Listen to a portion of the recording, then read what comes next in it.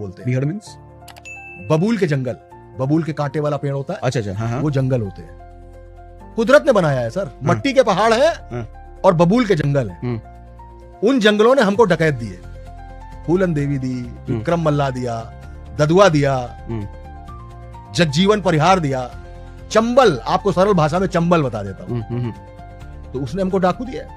अब बताइए ना, उत्तर प्रदेश में केवल पूर्वांचल है क्या? उत्तर प्रदेश के आएंगे, पश्चिम में ये माफियाजम है, बुंदेलखंड में ये माफियाजम है, और जो सेंट्रल यूपी है वहां सरकार बैठती है, सत्ता चलाती है।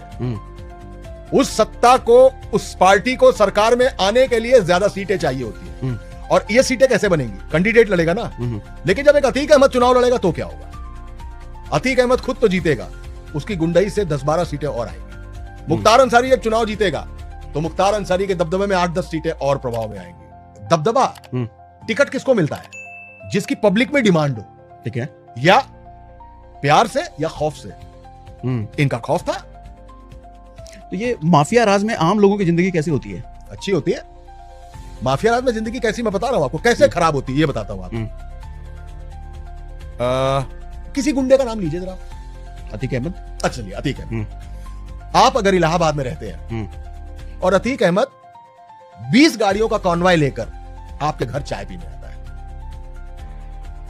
दिवाली मिलने आता है, होली मिलने आता है, छोड़ दीजिए साहब, आस पड़ोस छोड़ दीजिए, मोहल्ला नहीं पूरा इलाका जान जाएगा कि इनके पास अतीक आते हैं। तो आप छोटा अतीक अपने आप हो गए, क्योंकि अनसीन पावर डेलीगेशन हो गया आपकी तरफ। आप खुद छोटा अतीक हो गए।